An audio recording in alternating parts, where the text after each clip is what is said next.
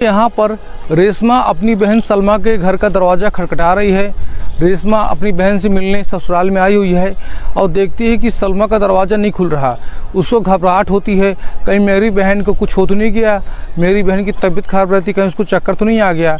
इसलिए वह खिड़की से घर के अंदर जाती है और जो नज़ारा देखती है उसके बाद में रेशमा की आंखें फटी की फटी रह जाती हैं।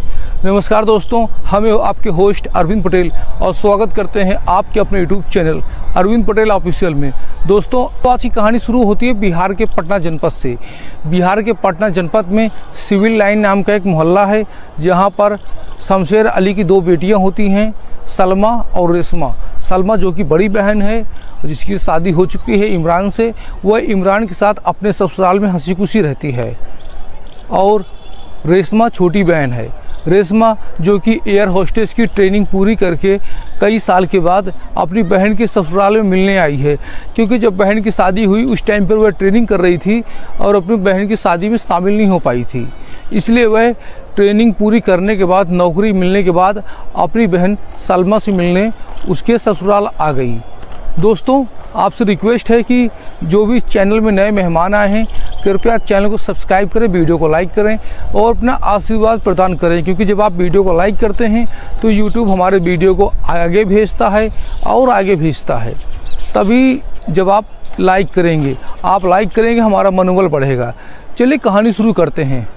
सिविल लाइन के रहने वाले शमशेर अली के घर में दो बेटियां होती हैं। बड़ी बेटी का नाम सलमा होता है, जिसको इमरान बलमा के रूप में मिल जाता है, और छोटी बहन का नाम होता है रेशमा।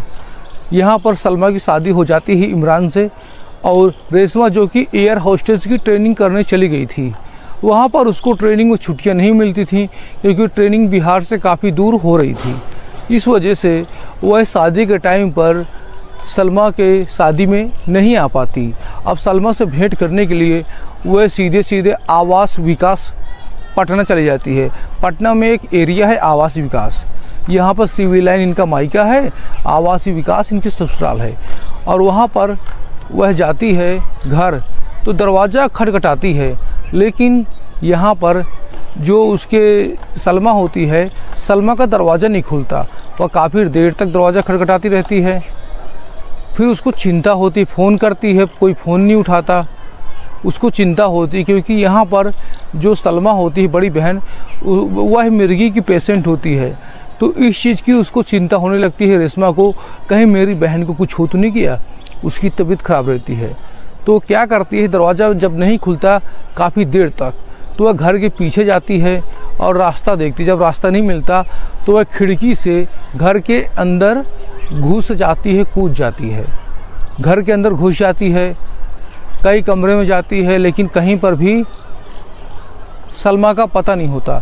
बाद में देखते हैं सलमा ग्राउंड फ्लोर में एक कमरे में होती है।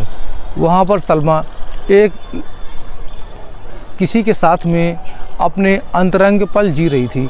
अंतरंग पल यानी शारीरिक संबंध बना रही थी। ये चीज़ देख लेती है यहाँ पर रेशमा, तो रेशमा मुस्कुराती है और वापस लौट जाती है। रेशमा का कहना है कि ये चीज़ मुझको नहीं देखना चाहिए था, लेकिन रेशमा किसी तरीके से देख लेती है और तुरंत पीछे हट जाती है, क्योंकि वहाँ पर एक लड़का लेटा हुआ था और उसके ऊपर बिना कपड़ों के सलमा बैठी हुई थी और अपना जो भी अंतर क्रिया होती है, प्रेम क्रिया कर रही थी। यहाँ पर रेशमा लौट आती है। उसके बाद वह बाहर आ जाती है। वह सोचती है कि मैं अपने घर जाऊंगी, 2-3 घंटे के बाद दीदी के घर जाऊंगी दोबारा, और दरवाज़ा खोलूंगी तो ज़्यादा अच्छा रहेगा, क्योंकि इस तरह मैं आवाज़ दूंगी तो वह शर्मा जाएगी, मुझको तो शर्म आ गई, मेरी बहन को भी शर्म आ जाएगी और मेरे बहनों को, इमरान को भी शर्म आ जाएगी। वह घर के बाहर निकल जाती है। अब यहाँ पर होता क्या है, रेशमा चली जाती है किसी होटल में और वहाँ नाश्ता पानी करने लगती है।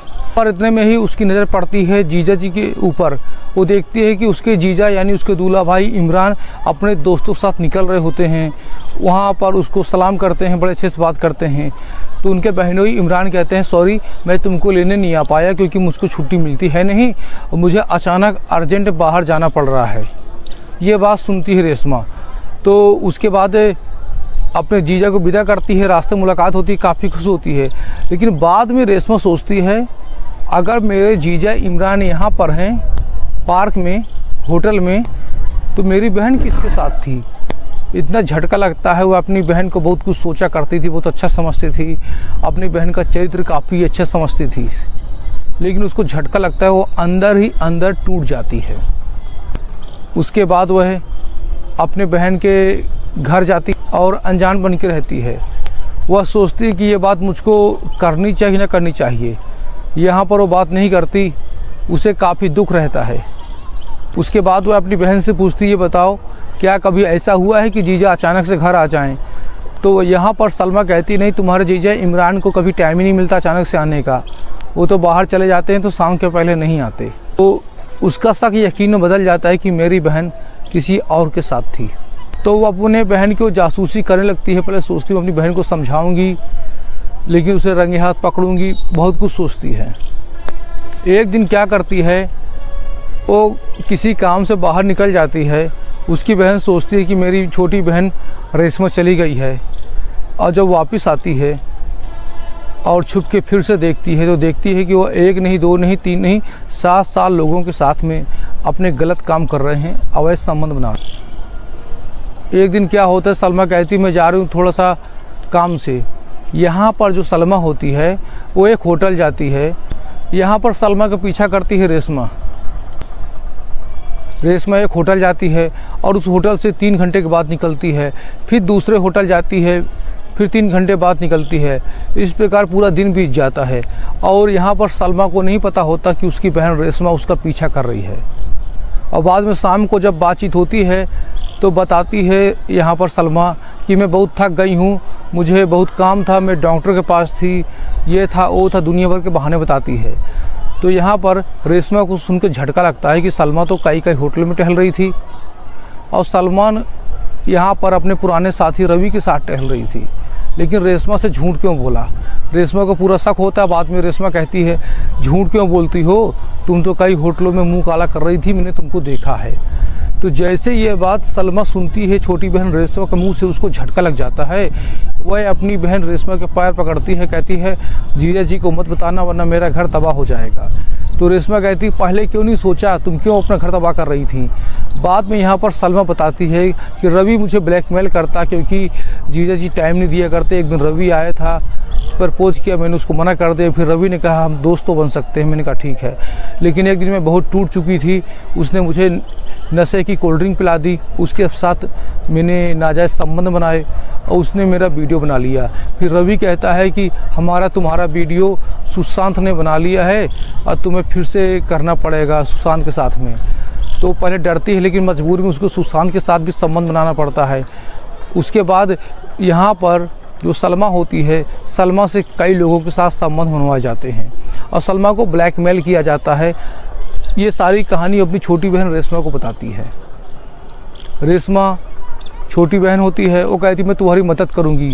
फिर रेशमा क्या करती है, सलमा के माध्यम से रवि को बहाने से बुलाती है। रवि जब बहाने से आता है तो उसको मार के उसके मोबाइल से वीडियो डिलीट कर देते हैं, रवि को बांध देते हैं। रवि मुस्कुराता है, कहता है मुझे बांधने से कुछ नहीं होगा, मेरे मोबाइल से डिलीट करने से कुछ नहीं होगा, एक वीडियो सुशांत के पास भी है। तो यहाँ पर सुशांत को भी बहाने से बुलाया जाता है और पुलिस की मदद ली जाती है। पुलिस को सारी बात बताई जाती है और पुलिस भी वादा करती है कि आपकी प्राइवेसी को छिपा के रखा जाएगा। पुलिस यहाँ पर सुशांत को गिरफ्तार करती है, रवि को गिरफ्तार करती है, वीडियो डिलीट करवाती है और इन दोनों को जेल भेजती है। यहाँ पर आप देखेंगे कि सलमा की मदद उसकी छोटी बहन रेशमा ने की और इमरान जो कि उसके बहनोई हैं, उनको ये बात बिल्कुल पता नहीं हो पाई।